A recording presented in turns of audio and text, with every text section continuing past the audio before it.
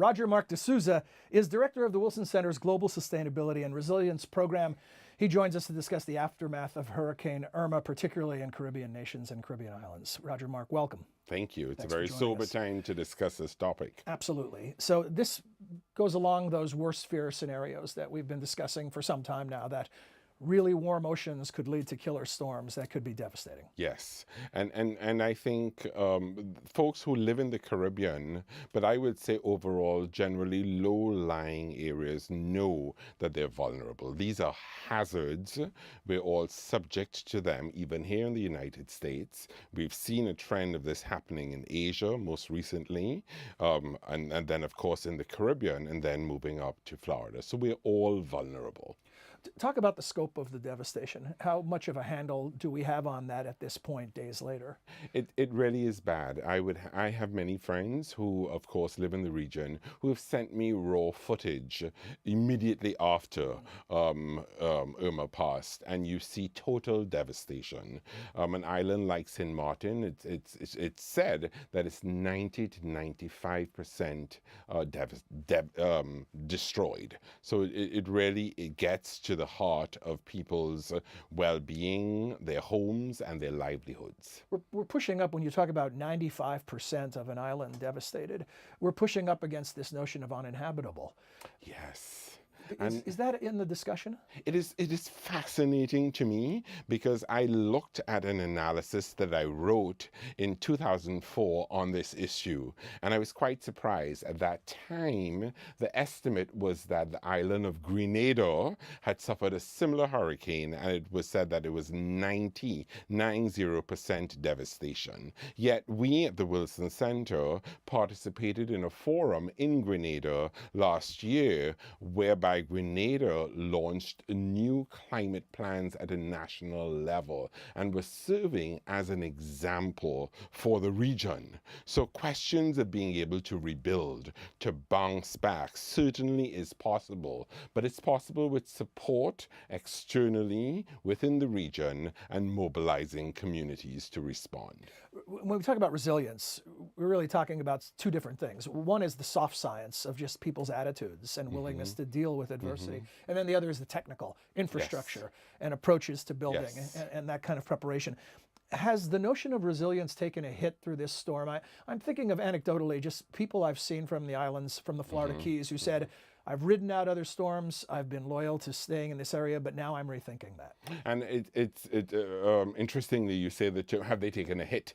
I think it is a jolt to the system, and for us to think about how we address these hazards before they become disasters. And that means planning. It means investing in community mobilization mechanisms. It means thinking about ways that we provide humanitarian assistance. Very often, the military may be called on to provide some support, which is very good because they're able to mobilize logistically very quickly, but it's also very expensive. So you have the humanitarian assistance, you have development work that allows communities to respond, and then you have the military that will help in rebuilding. Importantly, it's also important to consider the role of the private sector. So think of the insurance industry and the reinsurance industry. We know that in the Caribbean, that many of these islands have been able to access emergency funding, which is tied to catastrophic weather events. And this is providing some relief. And it's interesting because it's supported by the United States and Europe, but it is mostly supported within the region. So you have response mechanisms that are being generated by these countries that they themselves are also vulnerable.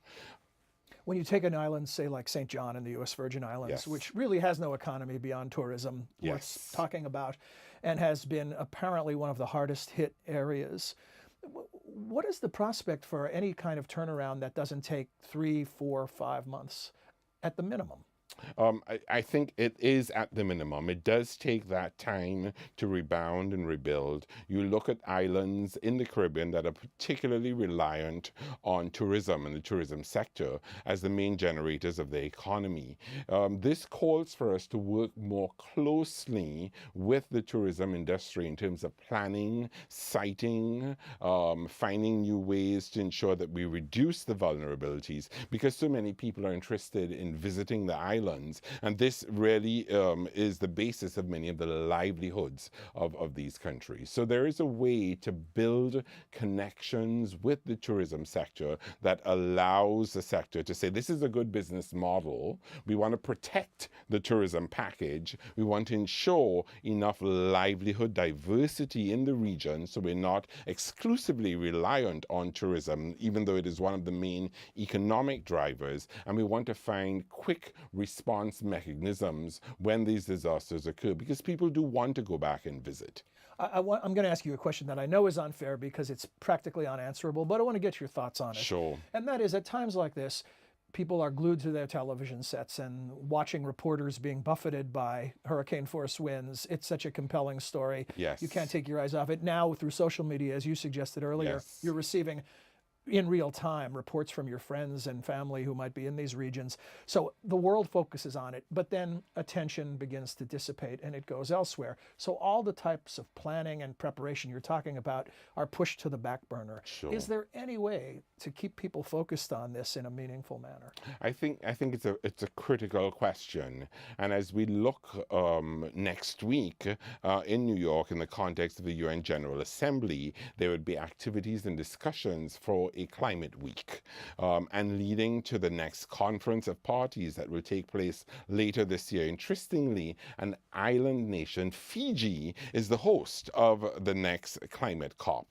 and we know that one of the critical issues that has emerged in these negotiations and discussions, not just around climate change, but around sustainable development overall, are questions of dealing with these vulnerabilities around loss and damage, and how do we respond and develop mechanisms. For us in the United States, we have to continue to recognize that we ourselves are also vulnerable. This is not an island issue. This is not a Caribbean issue. This is an issue that's critical for us and on our vulnerable coasts throughout the United States also. So we need to pay attention for our interests. And I think for an American audience, it's bringing this question back to us and what it means for us here in the United States that allows us to think about ways that we can proactively engage and make a difference. Yeah, 'cause I'm sure you'll get tens of millions of seconds on that notion from places Sure. like Texas and Louisiana and Yes, Florida and North Carolina definitely. who've dealt with this. Roger Mark, thank you. You continue to be an important voice on these issues, and we appreciate you sharing your thinking with us. Thank you for bringing attention to it once again.